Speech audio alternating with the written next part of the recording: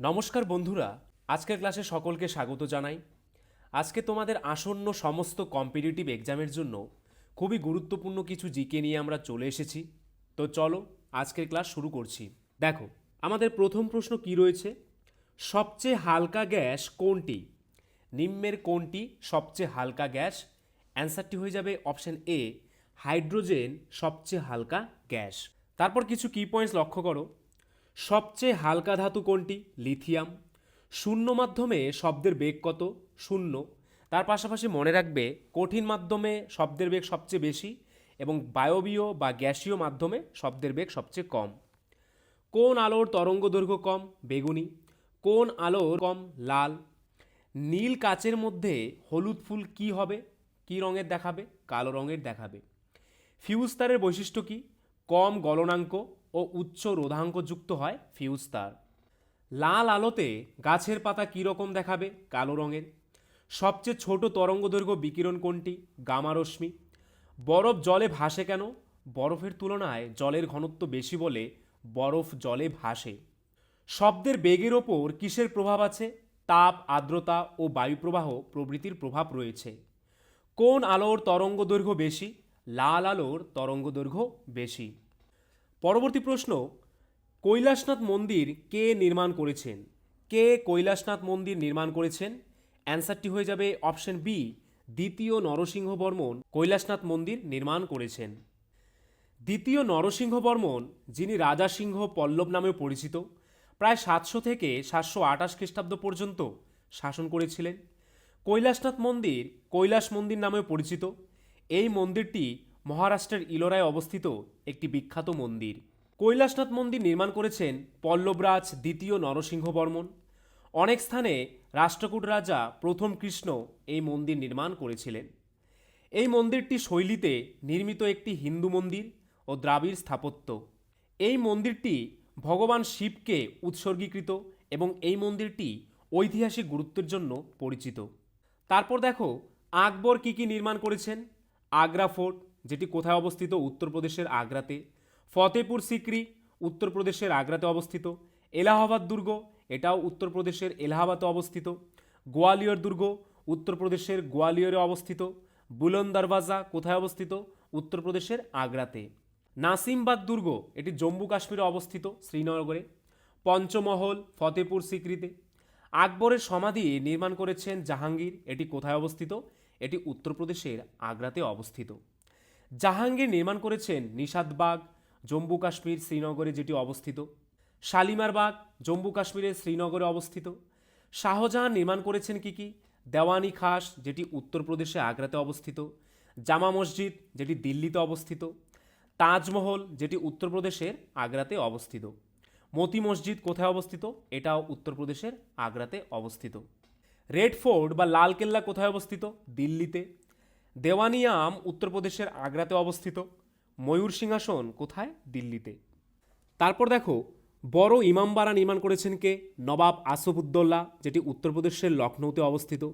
হুমায়ুনের সমাধি হুমায়ুনের স্ত্রী নির্মাণ করেছেন কোথায়? দিল্লিতে। বিবিকা মকবারা ঔরঙ্গজেব মহারাষ্ট্রের ঔরঙ্গাবাদে নির্মাণ করেছেন। গোল গম্বুজ নির্মাণ করেছেন কে? মোহাম্মদ আদিল শাহ, যেটি কর্ণাটকের বিজাপুরে অবস্থিত। স্বর্ণ মন্দির নির্মাণ করেছেন কে? গুরু রামদাস, যেটি অমৃতসরে অবস্থিত। অজন্তা গুহা নির্মাণ করেছেন গুপ্ত শাসকেরা, যেটি ঔরঙ্গাবাদে অবস্থিত। পরবর্তী প্রশ্ন, রশিদ আলী দিবস কবে পালিত হয়? কবে রশিদ আলী দিবস পালন করা হয়? অ্যান্সারটি হয়ে যাবে অপশন বি, 12ই ফেব্রুয়ারি রশিদ আলী দিবস পালন করা হয়। রশিদ আলী দিবস পালিত হয় অর্থাৎ শুরু হয় 1946 সালে 12ই ফেব্রুয়ারি থেকে। লাঙ্গল পত্রিকার সম্পাদক ছিলেন কে? কাজী নজরুল ইসলাম। ভারতের জাতীয় কংগ্রেসের কলকাতা অধিবেশনে কে জনগণমন অধিনায়ক গানটি প্রথম গেয়েছিলেন? অ্যান্সারটি হয়ে যাবে রবীন্দ্রনাথ ঠাকুর। ভারতের জাতীয় প্রতীক কি? অশোক স্তম্ভ। ভারতের প্রথম আধুনিক মানুষ কাকে বলা হয়? রাজা রামমোহন রায়কে। ভারতের প্রথম উপরাষ্ট্রপতির নাম কি? সর্দার বল্লভভাই প্যাটেল। এগুলি হচ্ছে ভারতের প্রথম ব্যক্তিগণ। তো খুবই ভালো করে এগুলি লক্ষ্য করবে, একটি প্রশ্ন কিন্তু স্কিপ করবে না।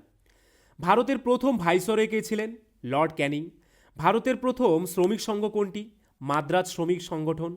ভারতের প্রথম শিক্ষা কমিশন কোনটি? Hunter commission. ভারতের পার্লামেন্ট উচ্চকক্ষে কে সভাপতিত্ব করেন? উপরাষ্ট্রপতি। ভারতের বিদেশ নীতি কী নামে পরিচিত? জোট নিরপেক্ষ নীতি নামে পরিচিত। ভারতের প্রথম মহিলা গ্র্যাজুয়েটকে? কাদম্বিনী গাঙ্গুলি। ভারতের পার্লামেন্ট উচ্চকক্ষে কে সভাপতিত্ব করেন? উপরাষ্ট্রপতি। ভারতের বিদেশ নীতি কী নামে পরিচিত? জোট নিরপেক্ষ নীতি নামে পরিচিত। ভারতের রাষ্ট্রপতি নির্বাচন প্রার্থীর ন্যূনতম বয়স কত হওয়া আবশ্যক? ৩৫ বছর। ভারতের শিক্ষা ব্যবস্থার মহাসনদ বলতে কী বোঝায়? উডের ডেসপেচকে বোঝায়। ভারতের শেষ গভর্নর জেনারেল কে ছিলেন? চক্রবর্তী রাজা গোপালাচারী। ভারতের স্বাধীনতা লাভের সময় ইংল্যান্ডের প্রধানমন্ত্রী কে ছিলেন? অ্যাটলি। মণিপুরের কোন রাজা ভারত ইউনিয়নের সঙ্গে মণিপুরের অন্তর্ভুক্তির দলিলে স্বাক্ষর করেন? বোধচন্দ্র সিংহ। মনিরাম দেওয়ানকে কত খ্রিস্টাব্দে ফাঁসি দেওয়া হয়? 1858 খ্রিস্টাব্দের 26শে জানুয়ারি। মুসলিম লীগের প্রত্যক্ষ সংগ্রাম দিবস কবে পালিত হয়? 1946 খ্রিস্টাব্দের 16ই আগস্ট। মহাত্মা গান্ধী সত্যাগ্রহ আন্দোলন প্রথম কোথা থেকে শুরু করেন? সবরমতী আশ্রম থেকে। চার্লস উড কে ছিলেন? লর্ড ডালহৌসির আমলে শিক্ষা সংক্রান্ত বোর্ড কন্ট্রোলের সভাপতি ছিলেন চার্লস উড। হরিজন সেবক সংঘ প্রতিষ্ঠা করেছেন কে? মহাত্মা গান্ধী।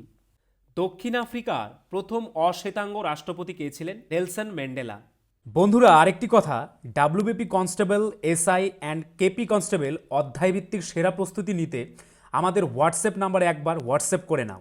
গণিত, ইংরেজি, জিকে, রিজনিং প্রত্যেকটা বিষয়ে একদম অধ্যায় ধরে ধরে বেসিক লেভেল থেকে একদম প্রথম থেকে ক্লাস করানো হবে। মাসিক কোনো বেতন নেই, পরীক্ষা পর্যন্ত সেরা গাইডেন্স পাবে নতুন সিলেবাস অনুযায়ী। Live class, recorded class plus PDF all পাবে। একবার পেমেন্ট করলেই যতদিন না চাকরি পাচ্ছ ক্লাস করতে পারবে। One time payment. 5 জন আলাদা আলাদা টিচার্সের মাধ্যমে তোমাদের প্রত্যেকটি সাবজেক্ট ধরে ধরে অঙ্ক একদম যারা কিছুই বুঝতে পারো না তাদের জন্য জলের মতো সহজ করে বুঝিয়ে দেওয়া হবে। আমাদের কলকাতা পুলিশের এসআইতে আমরা 95% হুবহু প্রশ্ন কমন দিয়েছি প্রমাণসহ। সেই কমনের প্রমাণ পেতে তোমরা জয়েন করে নাও আমাদের টেলিগ্রাম চ্যানেলে বেঙ্গলি নলেজ একাডেমিতে, লিঙ্ক ইন ডেসক্রিপশন। এটি আমাদের 7 নম্বর ব্যাচ। প্রথম 100 জন 30% ডিসকাউন্ট পাবে। প্রথম 100 জন 30% ডিসকাউন্ট পাবে। তাই ভাই, তোমার যদি একটি সিট এনি হাউ চাই, যেহেতু পশ্চিমবঙ্গ পুলিশ এবং কলকাতা পুলিশ দুটো ভ্যাকেন্সি বেরিয়েছে, তাই একটিতে না একটিতে কিন্তু তোমার হবেই এবার। যদি আমাদের কাছে প্রস্তুতি নাও, 95% হুবহু কমন দেওয়ার দায়িত্ব আমাদের। তোমরা শুধু পড়াশোনা করবে। তো প্রস্তুতি নিতে হলে কিন্তু স্ক্রিনে দেওয়া নাম্বারে একবার অবশ্যই হোয়াটসঅ্যাপ করে নাও। একদম বেসিক থেকে ধরে ধরে প্রথম থেকে সমস্ত ক্লাস করানো হবে। পরবর্তী প্রশ্ন, নিচের শাসকদের মধ্যে কে প্রথম জীবনে কৃতদাস ছিলেন? অ্যান্সারটি হয়ে যাবে অপশন সি, গিয়াসউদ্দিন বলবন প্রথম জীবনে কৃতদাস ছিলেন। সুলতান গিয়াসউদ্দিন বলবন 1266 খ্রিস্টাব্দে সুলতান নাসিরউদ্দিনের মৃত্যুর পরে দিল্লির সিংহাসনে আরোহণ করেন। প্রথম জীবনে তিনি ইলতুৎমিশের একজন দাস হিসেবে দায়িত্ব পালন করেন এবং 40 চক্র অর্থাৎ চাহালগনি বা চলিসার মধ্যে অন্তর্ভুক্ত ছিলেন। ইবন বতুতা ছিলেন একজন বিখ্যাত মরক্কোর ভ্রমণকারী এবং পণ্ডিত। তিনি 14শ শতাব্দীতে ইসলামী বিশ্ব এবং তার বাইরে বিস্তৃত ভ্রমণ করেছিলেন। ইবন বতুতা সুলতান মোহাম্মদ বিন তুগলকের রাজত্বকালে ভারত ভ্রমণ করেছিলেন। তাহলে ইবন বতুতা কার আমলে ভারত ভ্রমণ করেছিলেন? মোহাম্মদ বিন তুগলকের আমলে। তারপর কে রয়েছে দেখো, আল বিরুনি। আল বিরুনি ছিলেন একজন পারস্য পণ্ডিত এবং বহুমুখী ব্যক্তিত্ব। তিনি কিতাব আল হিন্দ লিখেছেন, যা ভারতীয় সংস্কৃতি, বিজ্ঞান এবং ধর্মের বিস্তৃত অধ্যয়ন প্রদান করে। তিনি মাহমুদ গাজনির রাজত্বকালে ভারত ভ্রমণ করেছিলেন। পরবর্তী প্রশ্ন, ভারতের সর্ববৃহৎ লৌহ ইস্পাত কোম্পানিটি কোন রাজ্যে অবস্থিত? অ্যান্সারটি হয়ে যাবে অপশন এ, ঝাড়খণ্ডে অবস্থিত। Tata iron and steel company এশিয়ার প্রথম এবং বৃহত্তম উৎপাদন কারখানার মধ্যে একটি হল tata iron and steel company, যা টিসকো নামেও পরিচিত।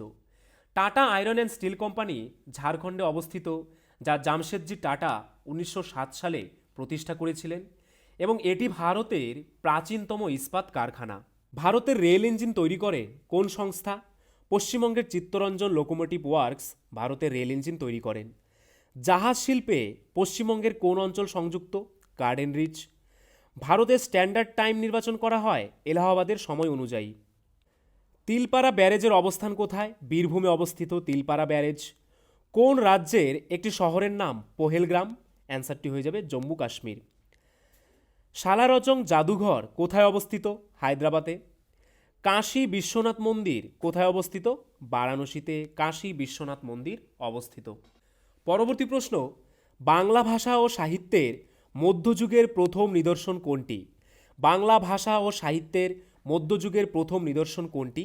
অ্যান্সারটি হয়ে যাবে অপশন সি, শ্রীকৃষ্ণ কীর্তন। শ্রীকৃষ্ণ কীর্তন কাব্যের রচয়িতা বরু চণ্ডীদাস। 1909 সালে এর পুঁথি আবিষ্কার করেন বসন্তরঞ্জন রায়। এটি মধ্যযুগে বাংলা ভাষা ও সাহিত্যের প্রথম নিদর্শন।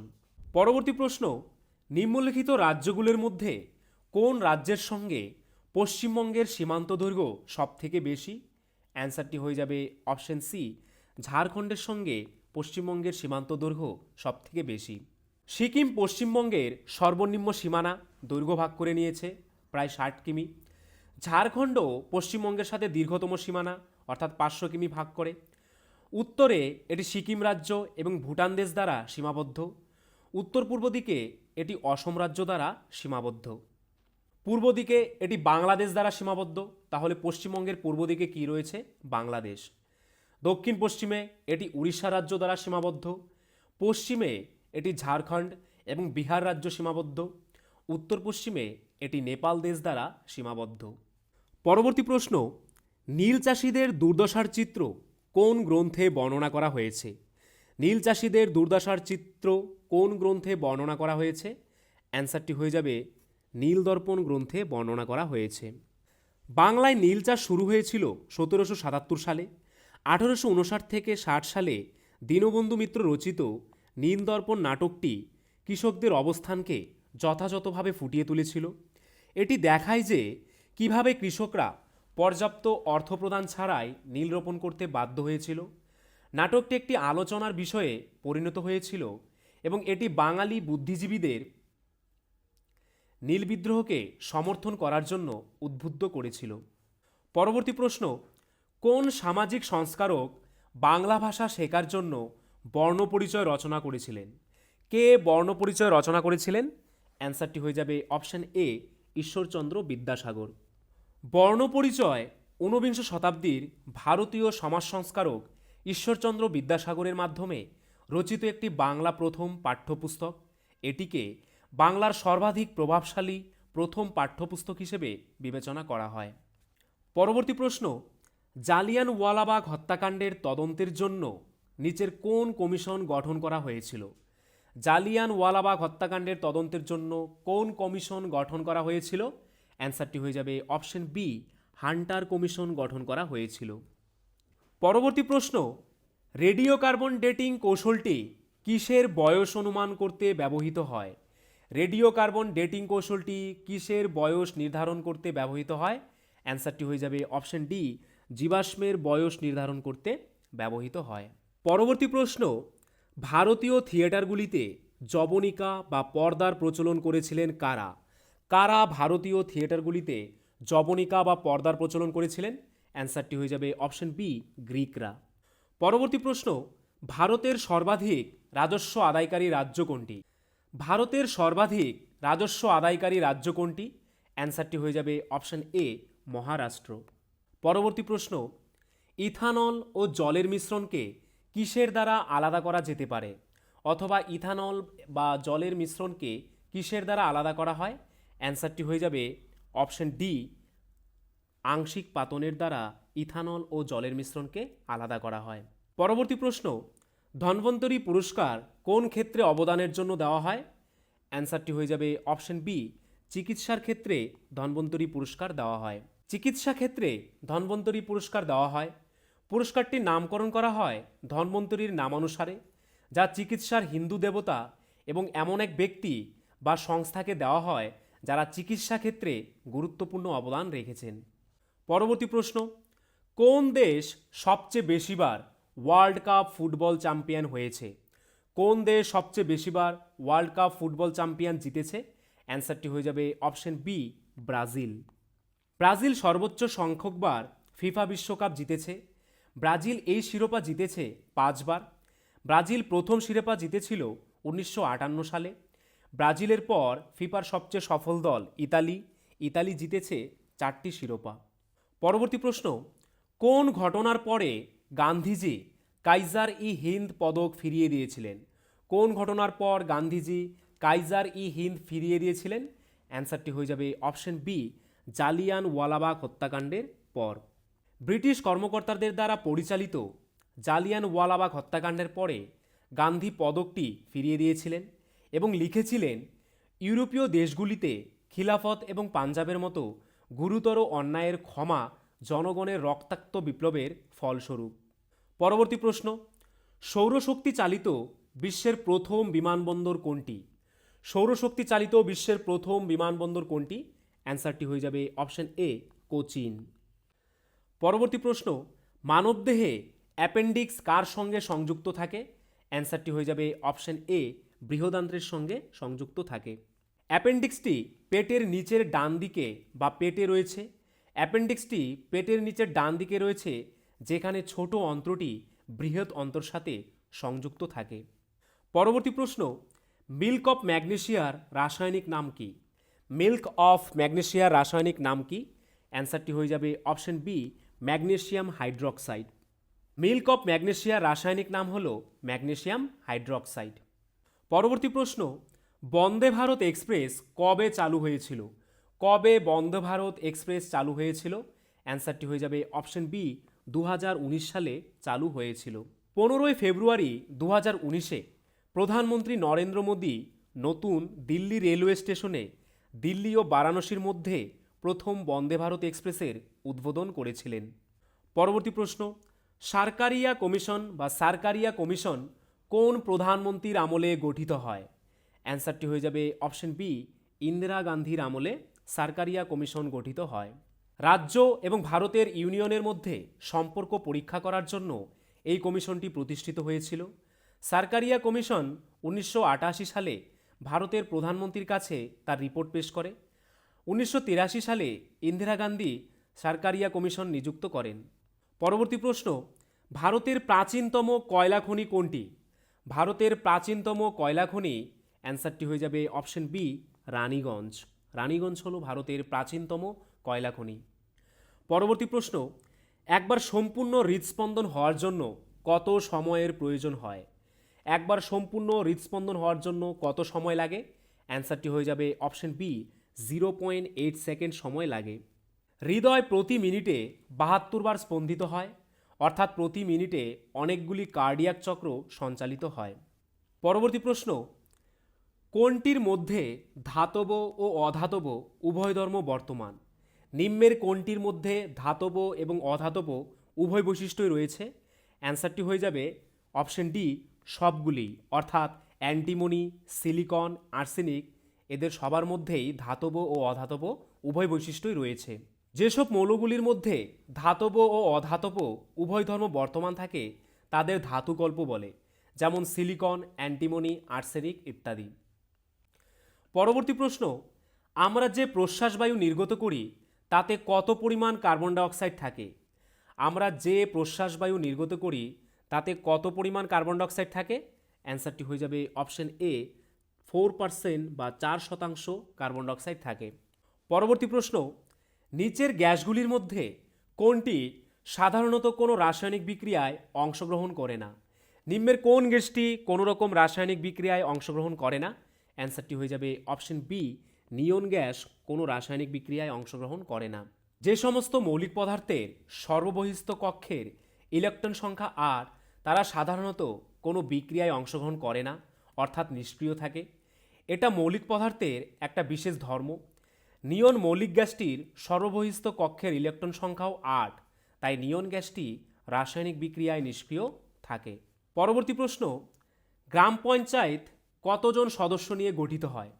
গ্রাম পঞ্চায়েত কতজন সদস্য নিয়ে গঠিত হয়? অ্যান্সারটি হয়ে যাবে অপশন সি, 5 থেকে 30 জন সদস্য নিয়ে গ্রাম পঞ্চায়েত গঠিত হয়। গ্রাম পঞ্চায়েত গঠিত হয় দু ধরনের সদস্য নিয়ে, নির্বাচিত ও পদাধিকার বলে সদস্য। গ্রাম পঞ্চায়েতের সদস্য সংখ্যা ন্যূনতম 5 এবং সর্বাধিক 30। পরবর্তী প্রশ্ন, ভারতের প্রথম গ্লোবাল টেলিকম সিটি কোনটি? ভারতের প্রথম গ্লোবাল টেলিকম সিটি কোনটি?